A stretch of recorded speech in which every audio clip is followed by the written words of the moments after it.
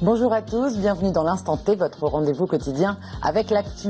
Au programme aujourd'hui, les communes nouvelles en Bretagne. Vous nous éclairez sur le sujet, Vincent Lastenette. Bonjour. Bonjour. Alors, vous êtes data journaliste au Télégramme et vous vous occupez du Dataspot. Un petit mot là-dessus, parce que c'est quoi exactement le Dataspot? Alors, le Dataspot, c'est une rubrique dédiée au data journalisme qui a été lancée sur le Télégramme au mois de décembre dernier.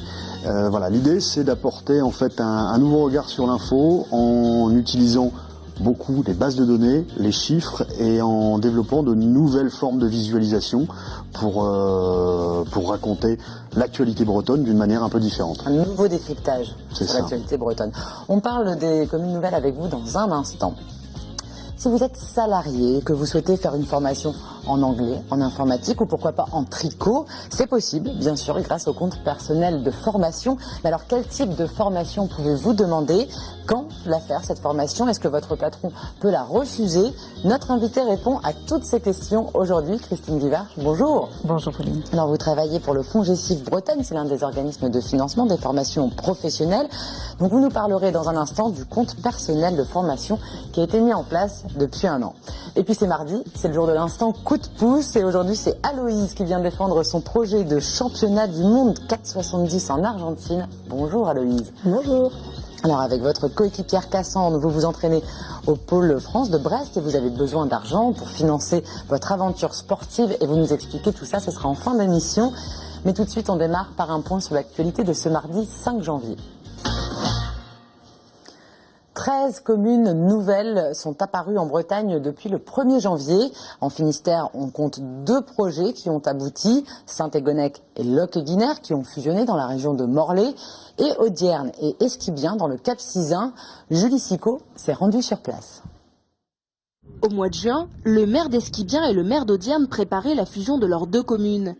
6 mois plus tard, l'un a été élu dimanche maire de la commune nouvelle, dénommée Audierne, l'autre est maire délégué. Ce mardi, ils discutent de l'aménagement du port et il n'y a aucune rivalité entre les 2 élus. On travaille conjointement. Attendez, d'abord, il est maire de la commune d'Esquibien, il reste toujours, c'est la commune déléguée, et c'est le premier adjoint de la commune d'Audierne. Donc on reste toujours, c'est encore dit, j'ai 2 casquettes maintenant. Un mariage de raison, où l'argent était au cœur du contrat. La dot, c'était la dotation globale de fonctionnement de l'État.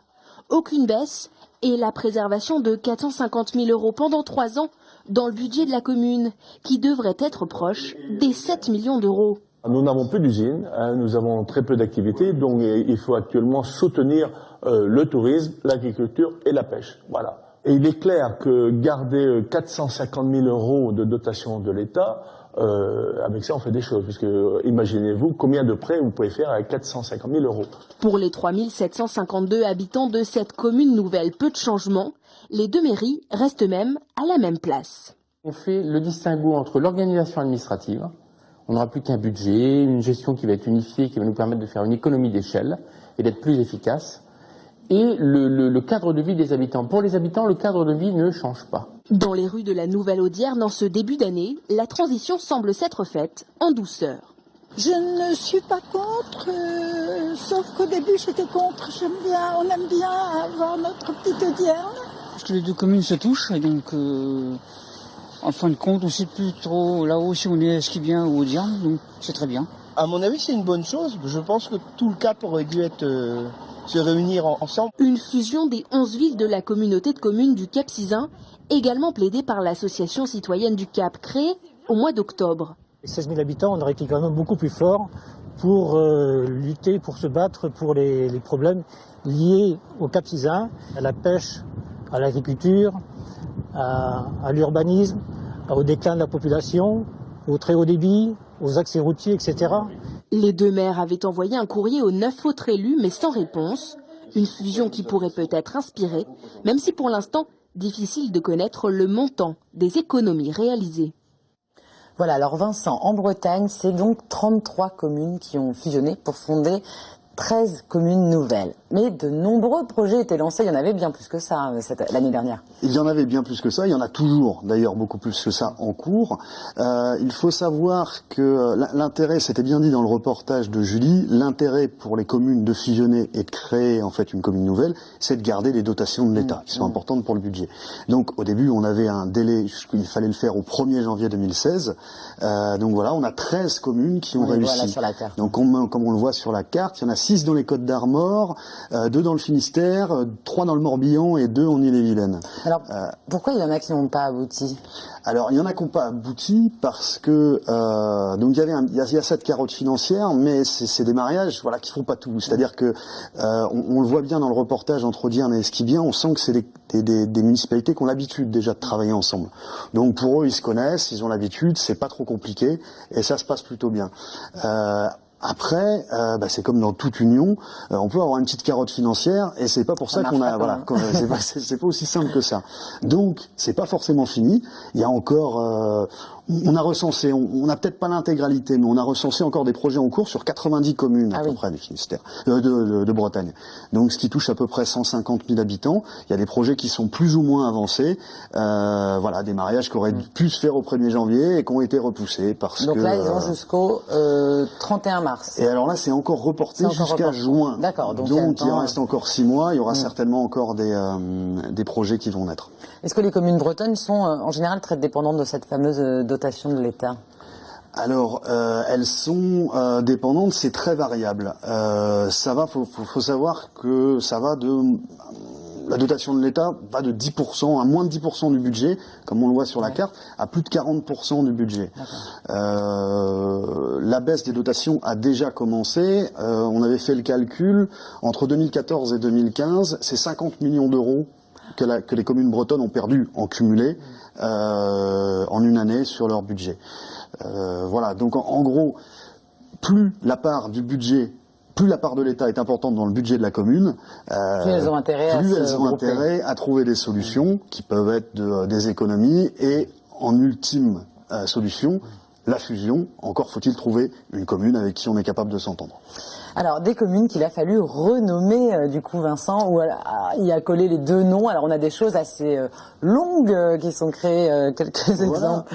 Alors, on a des choses très simples. Reportage Audierne-Esquibien. Audierne prend le dessus. Esquibien reste un quartier, assez classique. On a des choses un tout petit peu plus longues, avec par exemple Saint-Égonec-Loquet-Guinère, voilà, qui devient un petit peu long. Le record de la commune la plus longue. En termes de lettres, c'est là encore. On peut citer pour terminer dans l'Ille-et-Vilaine la chapelle. Alors on avait la chapelle du Loup et le Loup du Lac qui deviennent la chapelle du Loup du Lac. Et c'est très joli. Voilà, et autrement, on a des nouveaux noms, voilà, qui apparaissent. Et puis, à suivre aussi comment vont s'appeler les habitants de ces nouvelles communes, mais bon, vous reviendrez nous en parler à l'occasion. Les conseils municipaux doivent encore statuer là-dessus.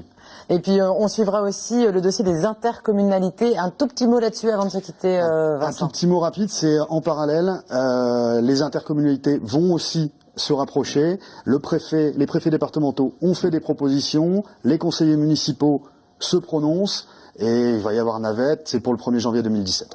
À suivre. Donc on vous retrouve, Vincent, avec le décryptage Dataspot du Telegram sur le telegram.com, bien sûr, mais aussi sur Twitter et sur Facebook. Voilà, merci beaucoup, Vincent Masténet. Cela ne vous aura pas échappé, les soldes d'hiver commenceront ce mercredi et durent jusqu'au 16 février. Une période intense et charnière pour les commerçants. Depuis ce lundi, ils étiquettent, ils rangent et ils se préparent pour le premier coup de rush. Reportage de Céline Lestrade à Lorient, dans le Morbihan. En cette veille de soldes, bon nombre de magasins sont restés fermés ce mardi. En boutique, les employés s'affairent pour préparer la venue des clients dès demain matin. On les a préparés depuis hier. On est en train de changer toute la disposition du magasin. On met des petites étiquettes pour les ventes privées pour les clients qui ont la carte. C'est la première semaine, avant les soldes. Les ventes privées ont changé le visage des soldes, mais aussi facilité le travail des commerçants. Elles ont commencé la semaine dernière et permettent des ventes plus fluides. Mais la période des rabais est toujours attendue des clients, à la recherche désespérée de bonnes affaires. Beaucoup, la première semaine, c'est surtout les soldes, c'est sur les costumes, sur tout ce qui est veste, pantalon, parce qu'on a les bonnes promotions. On a jusqu'à moins 50% sur les costumes. Donc ça, là, ça vaut le coup. Mais généralement, ouais, c'est plutôt les costumes, les grosses pièces, quoi. Les soldes permettent aux enseignes de déstocker leur collection. Dans ce magasin de chaussures, on recrute également des renforts pour satisfaire les clients. Mais le contexte économique faisant, les clients viennent d'abord chercher la pièce indispensable. Il y a l'essentiel, parce qu'on fonctionne beaucoup plus sur l'essentiel maintenant par rapport aux besoins, mais après elles viennent craquer sur le modèle qu'elles ont repéré par anticipation, bien sûr, et l'affaire évidemment, puisque les soldes peuvent démarrer de 20 jusqu'à 50%.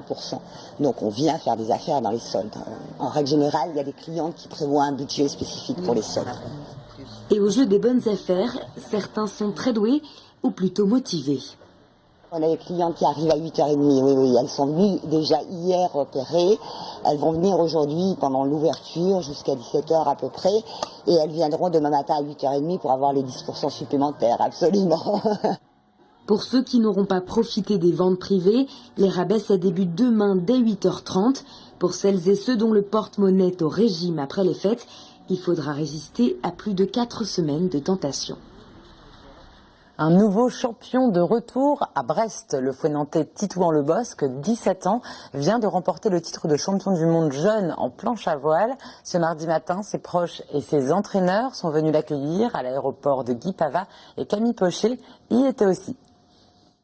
Dans le hall de l'aéroport de Guipava, une petite foule attend Titouan Le Bosc avec impatience. Le jeune sportif revient tout droit de Malaisie où il courait la dernière manche du championnat du monde ISAF jeune en planche à voile. Il rentre à Brest avec la médaille d'or. J'étais parti pour faire dans un top 5 et puis plus la compétition avançait, plus ça se présentait et donc au final je suis vraiment super heureux de gagner cette compétition qui est vraiment une compétition de référence pour les jeunes. Je crois que je suis juste en train de réaliser en fait ce qui s'est passé et je suis vraiment super heureux. Le jeune véliplanchiste s'entraîne toute l'année au Pôle France à Brest. Ses entraîneurs sont aussi à l'arrivée à Guipava pour le féliciter. On a fait une préparation depuis septembre vraiment spécifique pour ce mondial et il revient avec la meilleure place possible. Donc tous les objectifs sont atteints pour Titouan et c'est je pense une grosse marge de progression pour la suite de son avenir sportif. Ça apporte beaucoup d'émotions, surtout dans des moments comme ça. La culture du dépassement de soi, on essaie de leur inculquer. C'est beaucoup d'émotions bien sûr. Ses amis aussi sont à la descente de l'avion. On est super content pour lui parce que ça fait un moment qu'il gagne, du coup on espérait que ça soit lui qui gagne le championnat du monde. Vous avez séché les cours pour être là ? Ouais. Après le championnat du monde ISAF, le jeune homme a encore une année dans la catégorie jeune et ensuite il pourra se qualifier pour les JO. Pour aller aux Jeux, ça sera sans doute pas pour 2020, ça sera plutôt pour 2024 si un jour il peut espérer y aller. Il faut de la constance, de l'effort pendant très longtemps. Titouan a encore du temps pour penser aux JO. Pour l'instant, il compte bien fêter sa victoire. Voilà, je vais fêter un peu ça et puis voilà. En attendant d'autres compétitions, dès ce mercredi matin, le jeune champion reprend la direction du lycée. Vous cotisez chaque année pour une formation professionnelle, mais comment faire pour en profiter? On vous explique tout maintenant avec notre invité. Christine Guivarch, vous êtes conseillère au FONGECIF Bretagne, un organisme de financement des formations professionnelles. Alors on sait que chaque salarié cotise systématiquement tous les ans dans son entreprise pour son droit individuel à la formation. Jusque-là on est d'accord. Depuis janvier 2015, un compte personnel à la formation a été instauré. Comment il marche ce compte ? Donc le compte personnel de formation est le prolongement de ce qu'on connaissait auparavant qui s'appelait le droit individuel à la formation. Donc il a pris fin au 31 décembre et le relais a été pris par le compte personnel de formation. Il marche assez simplement, plus simplement que le droit individuel à la formation, en tout cas on va l'espérer. Le droit individuel à la formation était un petit peu compliqué parce qu'il nécessitait systématiquement l'accord de son employeur pour pouvoir partir en formation et suivre une formation. Donc là on n'a plus besoin de l'accord de son employeur ? Alors, tout dépend des situations. Si on le fait sur son temps de travail, bien sûr, il va falloir demander l'accord à l'employeur pour pouvoir s'absenter et avoir un financement du maintien de sa rémunération et des frais de formation. Mais il y a la possibilité de le faire en dehors du temps de travail. Et dans ce cas, c'est là où c'est beaucoup plus simple. On peut le faire directement en faisant une demande via un compte qui est géré par une plateforme qui s'appelle moncompteformation.gouv.fr. Et on peut formuler sa demande et demander une prise en charge financière. Et ça se fait plus facilement parce que ça peut se faire pendant les congés. Alors, est-ce qu'on peut faire toutes les formations qu'on souhaite, même s'il n'y a pas de rapport direct avec son métier? Est-ce que je peux, Christine, aller faire une formation au tricot? Alors, je crois que la formation au tricot n'est pas encore référencée, mais peut-être bientôt. Vous en rêviez aussi. Puisqu'en fait, on peut faire toutes les formations qui apparaissent dans une liste d'éligibilité. C'est-à-dire donc les partenaires sociaux ont arrêté un certain nombre de formations éligibles au compte personnel formation, alors qui sont en majorité des formations professionnelles, mais aussi des formations relativement transverses, les langues étrangères, des qualifications spécifiques. Ce qui fonctionne bien aussi, c'est par exemple les stages préalables à l'installation pour les personnes qui veulent devenir artisans, ont besoin souvent d'un stage de 5 jours obligatoire, et ce stage, par exemple, apparaît dans la liste. Dans les plus prisés, il y a l'informatique aussi. L'informatique, l'anglais. L'anglais qui... alors, on n'a pas beaucoup de recul, c'est un dispositif qui n'existe que depuis 1 an. Donc aujourd'hui, on a peu de recul. Les 6 premiers mois ont été un peu laborieux. Mise en place. Techniquement, c'était difficile. L'information passait progressivement. On a vu quand même vraiment une envolée des demandes sur la fin 2015, et on pense qu'on va effectivement trouver une vitesse de croisière assez rapidement. Est-ce qu'on peut faire des formations par alternance, Christine Guivarch? Alors, on peut avoir une formation discontinue. Les formations par alternance, ce vocable relève plus de contrats spécifiques qui vont nécessiter la mise en œuvre d'une formation théorique en période d'application en entreprise. Donc ça reste plutôt le fait de contrats d'apprentissage ou de contrats de professionnalisation. Mais on peut faire des formations discontinues, c'est-à-dire avoir un premier module à un moment donné et poursuivre quelques temps après par un deuxième module dans le cadre d'une formation plus globale. Est-ce que l'employeur peut refuser une formation à son salarié de nombreuses fois? Alors, comme le DIF, le CPF n'est pas forcément accepté par les employeurs. Donc, on peut se faire refuser tous les ans sur son temps de travail. Tout à fait. Si on change d'entreprise, est-ce qu'on garde ses heures de formation acquises? Voilà, c'est l'intérêt du compte personnel de formation. Jusqu'à présent, le DIF était lié au contrat de travail. Fin du contrat de travail, le DIF était portable, transférable pendant 2 ans, mais pas plus. Le compte personnel de formation est plus large que la simple activité de salarié. Ça s'étend vraiment sur l'actif. Donc la carrière, en fait, de chacun. Donc ça démarre à 16 ans, ça finit au moment où on liquide ses droits à la retraite, et on va avoir ce compteur d'heures qu'on va pouvoir utiliser à tout moment, qu'on soit apprenant, qu'on soit demandeur d'emploi, salarié. Est-ce qu'il y a un taux maximal d'heures qu'on peut cotiser, ou à un moment donné on plafonne On va plafonner aujourd'hui, donc l'important pour les salariés et pour les actifs qui ont travaillé dans les derniers mois, c'est d'activer son compte sur moncompteformation.gouv.fr, de porter sur ce compte le nombre d'heures que l'on a acquis précédemment au titre du DIF, et il y aura un mécanisme un petit peu systématique qui se met en place en mars 2016, où là, les heures vont être créditées automatiquement avec les déclarations sociales des employeurs. Donc là, aujourd'hui, on est à 150 heures maximum pour la transférabilité du DIF sur le CPF. Cette année, pour les personnes qui ont travaillé un temps plein, on va générer à nouveau 24 heures. Et puis à un moment donné, on plafonnera effectivement, mais on n'en est pas encore. Donc tout le monde est invité à aller s'inscrire, créer son compte personnel à la formation. C'est pas très compliqué. C'est très simple. Pourtant, seulement 210 000 personnes à peu près ont profité de leur compte personnel à la formation en 2015. Vous pensez que ça va...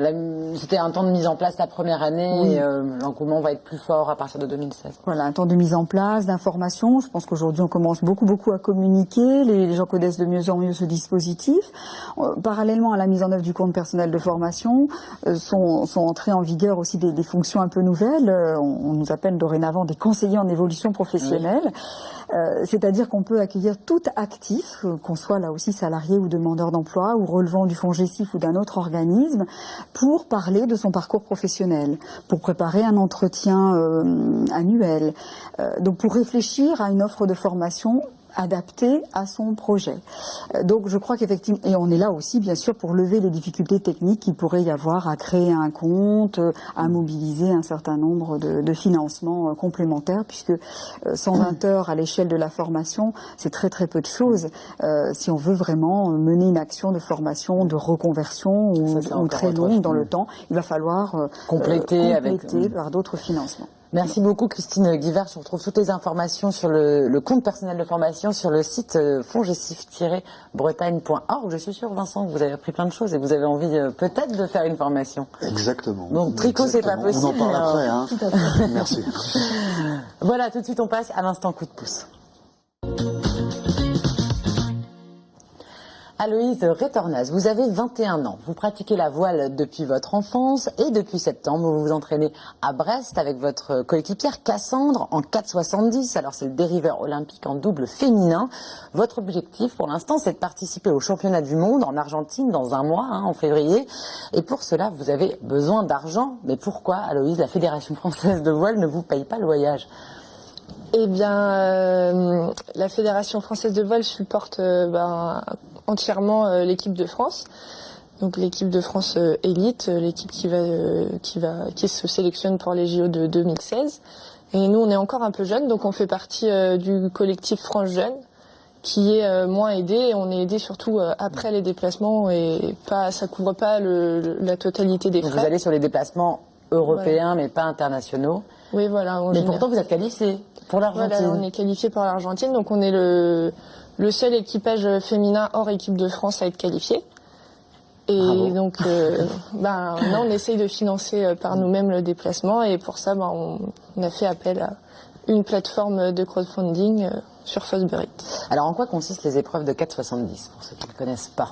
Alors, le 4,70, c'est pas de la course au large. On part pas plusieurs jours en mer. On a une compétition, ça dure entre 6 et 7 jours.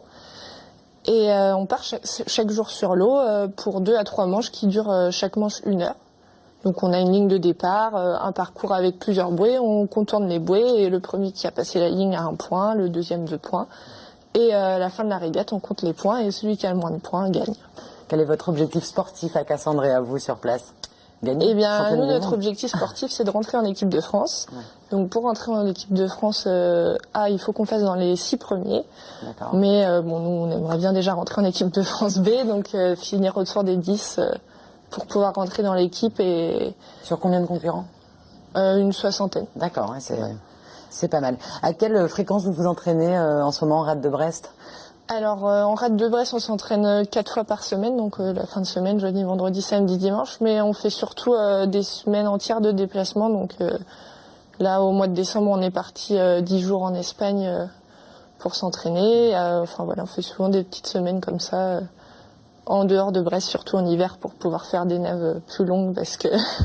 Alors, vous visez les JO de Tokyo en 2020, vous avez déjà l'œil dessus. Est-ce que vous suivez en parallèle une formation professionnelle, en parallèle à tous ces entraînements de voile? Oui, Cassandre et moi, toutes les deux, on est en formation. Donc, moi, je suis en école d'ingénieur à Brest, à l'ISEN. Et en parallèle, je suis en alternance, donc je suis dans une entreprise sur Rennes, chez Soprasteria. C'est des grosses semaines quand même, tout ça. Voilà, donc on est un peu à Brest, un peu à Rennes. Et Cassandre, elle, fait une formation pour devenir instituteur, professeur des écoles. D'accord. Alors, vous avez donc besoin de 4 000 €. Vous en avez déjà récolté 3 000 sur le site de financement participatif Fosbury.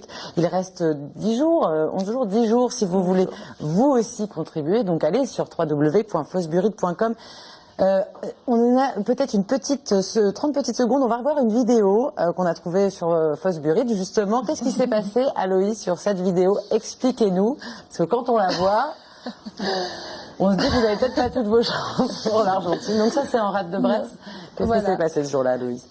Alors, on fait des naves de l'extrême en rade de Brest, puisqu'il faut toujours qu'on s'entraîne au-dessus de la limite de ce qu'on peut avoir en compétition pour, du coup, que ça soit un peu plus facile quand on est en compétition. Donc, on est sorti dans des heures de navigation où il y avait beaucoup de vent. Enfin, vous avez pu le voir, là, tout le mois de décembre à Brest, ça soufflait bien. Mais c'est très joli. Et donc, voilà, il y avait beaucoup de vent, là, et donc... un petit accident, un dérapage, et c'est parti, on est à l'eau.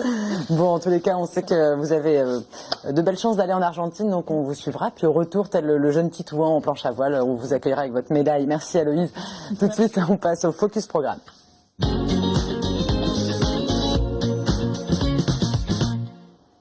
Et ce mercredi à 18h30 sur TBO, retrouvez votre magazine mensuel réalisé par des jeunes. C'est On n'est pas des moutons, bien sûr. Et au programme de ce nouveau numéro, une compile de rap 100% brestois, un nouveau journal étudiant et un focus sur une web radio landernéenne. Petit extrait. Dans le projet Quoi de neuf, il y a 22 titres. un peu de tout horizon, quoi. On a commencé il y a 2 ans, on s'est réunis avec plein de quartiers différents de Brest. Il y a Kéréderne, Bellevue, Kérourien, Kéranquéré, Kérargaouillat. Un peu, on a essayé de mélanger un peu la rive droite et la rive gauche. L'initiative, c'est de faire le projet Quad Neuf pour développer ces artistes et montrer en fait que chez nous et dans les quartiers de notre ville, il y a des talents et des talents exploités. Donc voilà, on vient mettre un petit peu de lumière sur ces talents. T'auras beau avoir une équipe, un jour ou l'autre, tout le monde se quitte. Nostalgique, je repense à Mathilde, on s'était dit amis pour la vie. Sur ma vie, jamais changerai pour du besoin, leur des yépis. Si ça ne marche pas, ben tant pis, je repartirai avec le sourire. Voilà, c'est terminé pour aujourd'hui. Merci beaucoup à tous les 3 d'être venus sur le plateau de l'Instant T. Nous, on se retrouve demain, même heure, pour une nouvelle émission. Et d'ici là, passez une belle soirée sur TBO. Ciao.